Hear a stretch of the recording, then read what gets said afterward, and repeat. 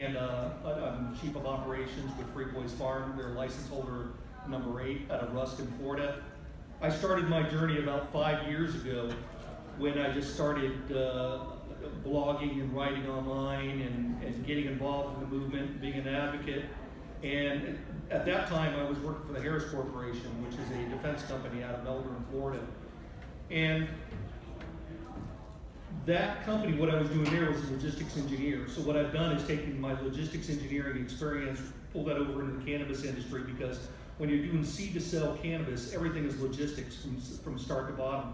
You got to grow it, you got to process it, then you got to cure it, then you got to dry it, then you got to package it, then you got to put it in inventory, and then from inventory you got to transport it to a dispensary. From a dispensary you got to track it to other dispensaries if you happen to move it around. So it's a huge bit of logistics involved in that. So what we're going to be talking about today with Christian Haggeset, is that correct? Okay. And so where we have been and where we are going, an industry veteran's perspective on cultivation and retail and legal weed. So he'll be giving his perspective there, and a little bit of my perspective where I've been to date. Is when you win a license here, currently we have 13 licenses here in Florida. We have 36 dispensaries. Each license holder gets up to 25 dispensaries. Once we get up to 100,000 patient count, they get another 5 or 4, I believe, at that point, and everything. And you think it's easy to go ahead and put the dispensaries out, but the cultivation has to follow. So if you think about it, right now we have one vegetative center that's 6,000 square feet and 4 bloom houses that are 6,000 square feet. And that only supports 4 dispensaries, and that's it. So if you want to go up to 30 dispensaries, you have to build out your cultivation to go ahead and match your dispensaries and everything. And where are all these license holders situated? Out in the country. So now you have power requirements. Now you don't have enough power to match what you're trying to do, so you got to get more power in.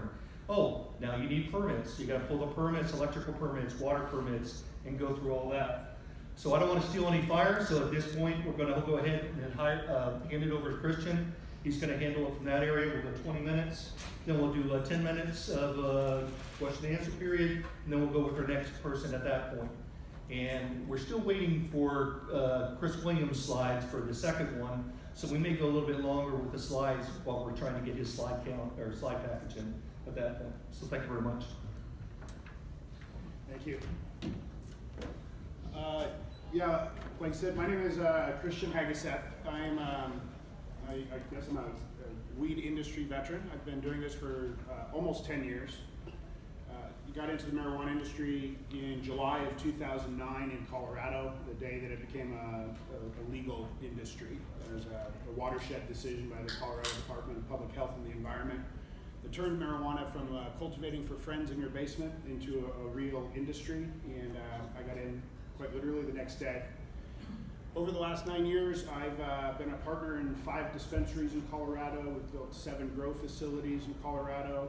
I've also been involved in the expansion of legal marijuana across the United States. I've worked in 9 other states outside of Colorado, from Hawaii to Nevada, Massachusetts, Pennsylvania, Maryland. So really all over, and so very familiar with the regulatory environment across the United States, and also real familiar with new markets. I've been a part of a lot of new markets over the years for cannabis, and that's what I want to direct my comments to today, is really around the situation that Florida finds itself in.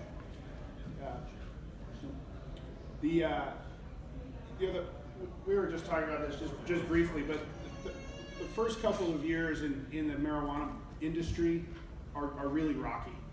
And I think what Florida has right in front of it now are really 2 to 3 years of some pretty significant challenges as the systems get figured out.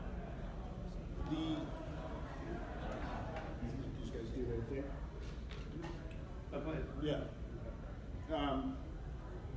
So I actually just did an interview. We were just my team and I were just in New York.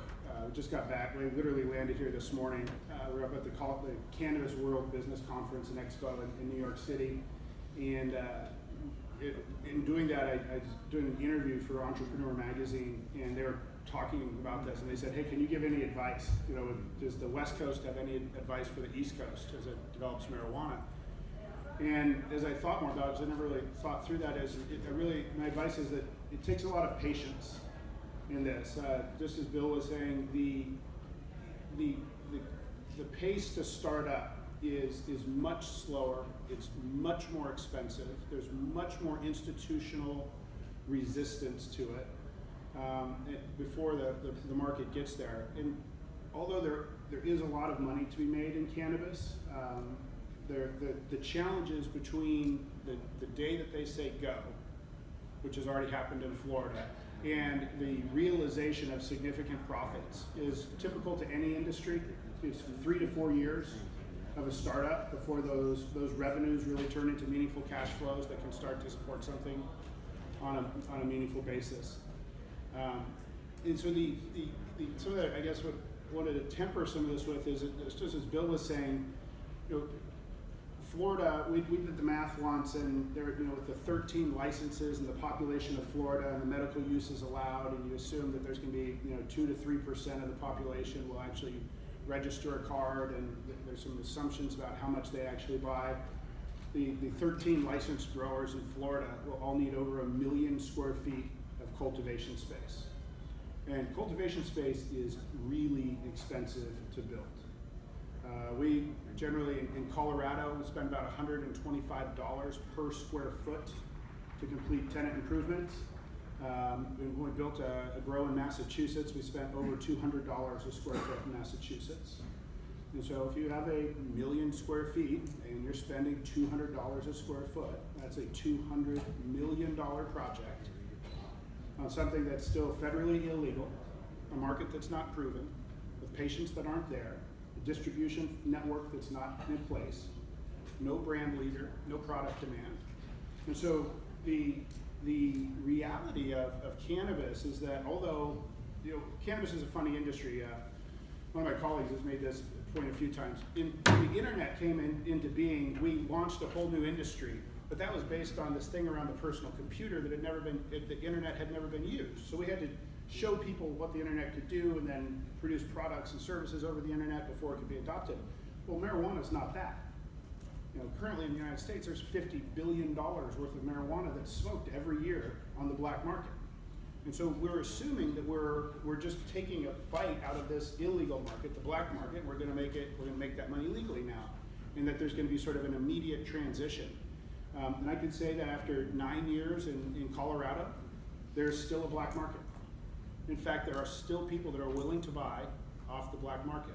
And so that assumption about sort of that immediate turn, well, to be candid, it doesn't exist. And further, I believe in Florida, to be specific, some of the challenges are without flower. If you're only working with extracts and vapes and tinctures, your consumer adoption of those alternate delivery mechanisms is going to be a lot slower. And so there are really significant challenges that come into a new market like Florida, like New Jersey, like California right now we're just talking about as somewhat lawless. And in my experience in Colorado, life got a lot easier about 4 or 5 years into the legal regime, because we as entrepreneurs had done our job. We had built businesses that became sustainable, that were compliant, that had that we were good operators. But also, and more importantly, the state had also done their job. Because when you start the cannabis industry in a state, you're asking business entrepreneurs to go out and start up a business. But the state's also asking its regulators to go out and start up a business. The regulators have to begin regulating an industry that they've never regulated before. There are some playbooks to follow, but in the past there haven't been. And so the state of Florida and the regulators that have to track everything from seed to sale and do all the assurances along the way, all those folks are going to take quite a while to get up to speed. A lot going on with these slides. So I guess just to share that, my perception is that as this goes to, everyone to be patient, to focus on the fundamentals. One of the other things I see that has happened a lot and continues to happen is what I call the I have a hammer problem. And what happens is somebody comes into the industry and they say, well, I was just in construction, and so I have a hammer. And I know what to do with this hammer, and I want to apply this hammer to marijuana. And they come in and go, God, that's great that you have a hammer, but I don't need a hammer. I need a screwdriver or a wrench. I said, well, I don't have a screwdriver or a wrench, but I have a hammer. And you're like, well, that's great that you have a hammer, and it's necessary in construction, but we don't need that in cannabis. And very specifically on that, one of the things that we've seen a lot of is there's, in Colorado, I know people have tried to start with the cannabis commodities exchange. And if you understand commodities exchanges, they're commonly used in the free world. You know, in the United States, we trade everything. The Chicago Commodities Exchange, we trade everything from pork bellies to orange juice to paper and all these other things. And somebody said, well, hey, there's all of these, you know, fragmented and disparate producers, cultivators, that are selling all of this product to retailers. Why don't we put a middle layer in there? Because this is the way it works for every other product in the United States. And it makes perfect sense, except that it just doesn't work yet in cannabis. It's a perfect example of I have a hammer.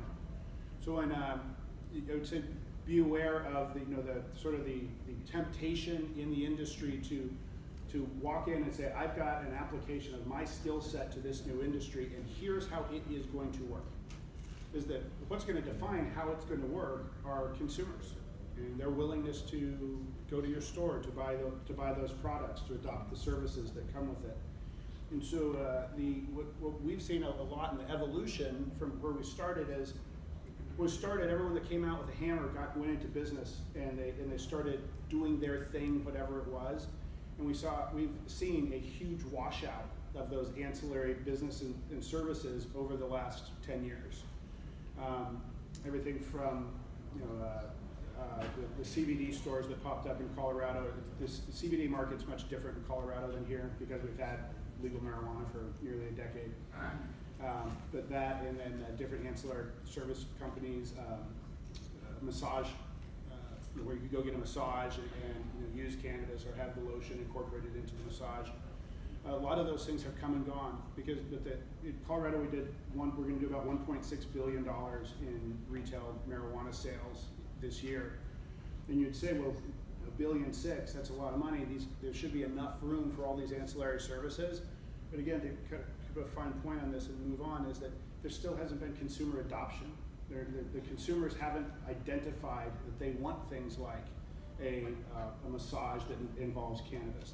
The retailers and cultivators haven't identified that they need a commodities exchange. And so the big process we've seen is that the people we've seen a lot of consolidation, which you won't in Florida. With only 13 licenses, it's hard to imagine. There'll be some consolidation, not a lot. But we've seen a lot of consolidation and a maturing of the industry. We have fewer cultivators, we have fewer dispensaries that are doing better, making more money, have better products, better locations. And we've seen a lot of the washout of the services that aren't going to be sustained over time. So those are my simple comments. I'm happy to discuss anything in particular if anyone has any questions. But I love the marijuana industry. I love everything about it. I love the product. I love the plant. I love the people involved. I think we're righting social wrongs. I think we're going to help with things like the opioid epidemic and reduction in the levels of alcoholism, and a lot of other great things by having this plant in society. So I'm beyond an advocate for the industry. I'm really proud of the work that we get to do. I love the industry, and I absolutely encourage everyone, to find your place in the industry if that's what you're looking to do. But be cautious where you look, and be careful not to show up with your hammer and expect to go to work. So I'd be happy to open up for any questions. If not, we can pass it on to Michael. Yeah. Do you see any similarities between the Florida legislature and the Colorado legislature? Both are filled with self-serving, talk-a-lot politicians. I think that's an easy one to pull together. I think there are. What I do see is that I understand that there recently that the concept of not having flower in Florida was overturned by a court decision. and now it's deemed unconstitutional, I believe, something along those lines. So I would say that is that they both legislatures are, in this case, court intervention in it. They're progressive. They're seeing that this is not a static moment. That the Colorado has been very good about this. They opened the door a little bit, and then a year later they opened it a little more, and a little more, and a little more. It's been progressive. It's been reasonable, and it's helped the industry to grow. And and I think we'll see. From what I've seen with Florida, was there was an initial group of awards, and then they expanded that number of awards. Now they've made some changes to some of the underlying regulation. So I think the analogy, the thing I see there is just that they're both willing to be progressive with the expansion of cannabis. Probably the first time Florida's ever been called progressive.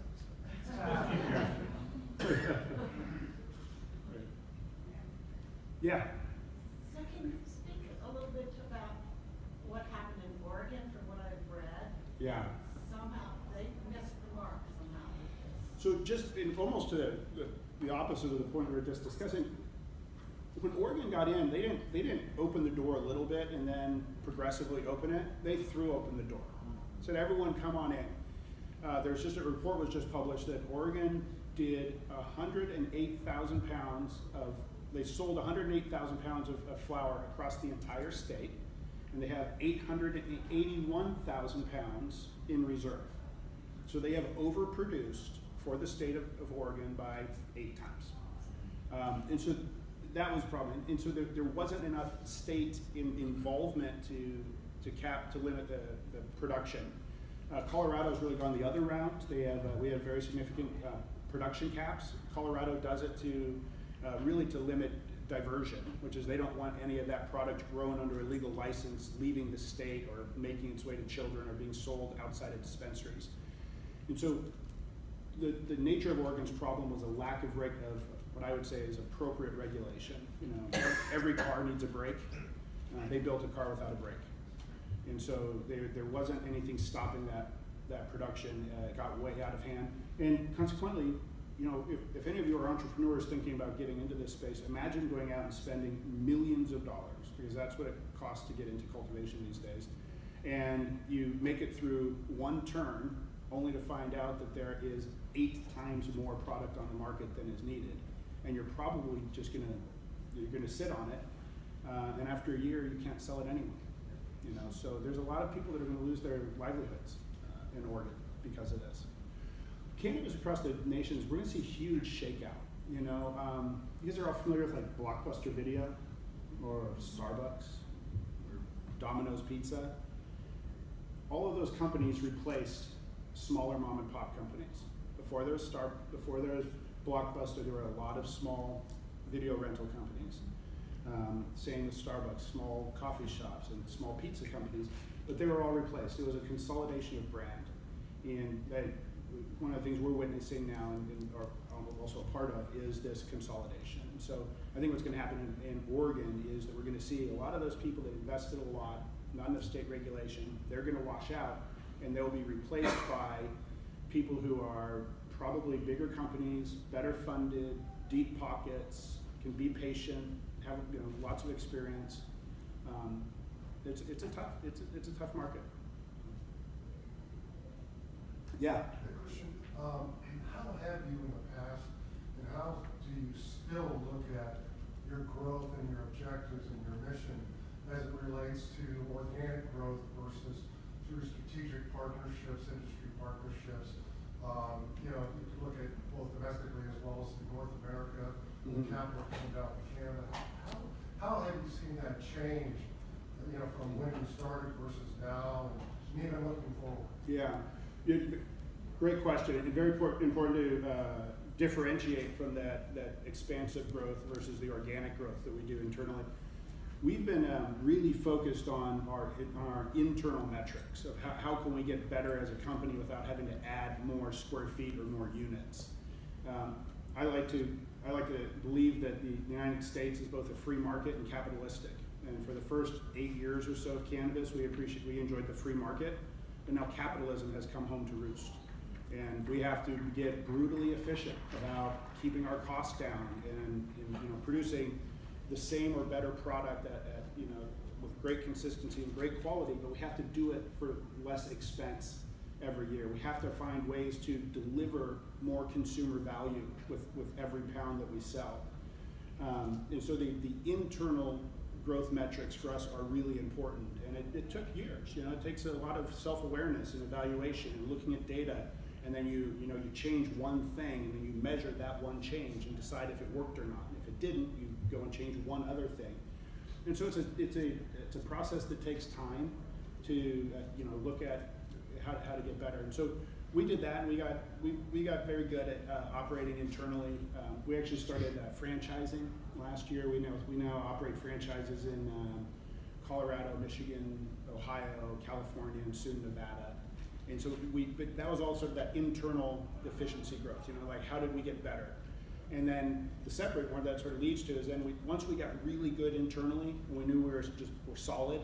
And when I say solid, we have a lot of work to do, but we fixed any of the problems we had, and we've identified strategically what else we're going to improve upon. And once we got to that point, it's like, you know what, we're compliant, we're profitable, we're pretty good at what we do. Let's expand. Now let's go out and do that. And so we started with a U.S. expansion plan for a lot of reasons I won't bore you with. But we're looking at Canada as well, a couple of foreign market opportunities as well. But I think it really, for us, it starts with get really, really good at what you do. Nail your SOPs, have a great team, make sure your management team is deep and wide, and then go after world domination. But you've got to get good with yourself before you go and do it. Because we have seen, and I won't name names, but there are a number of companies out there on an acquisition mode right now just to do that inorganic growth. They're just going and adding stores. Well, I'll name the name. It's MedMed. And so we're up in New York, right? And I go to MedMed, and now they bought a New York license and paid a huge amount of money for it. And went to the store on Fifth Avenue, right across from Lord & Taylor, really good company.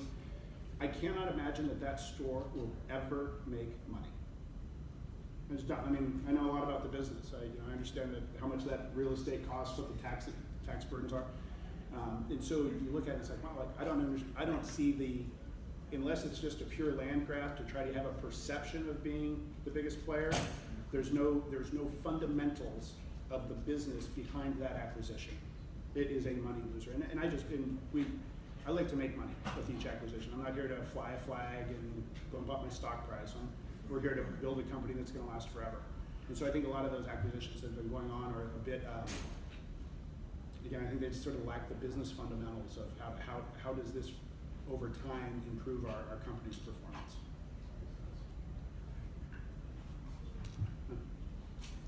Any other questions? Otherwise we're going to turn it over. All right, well, thank you all very much.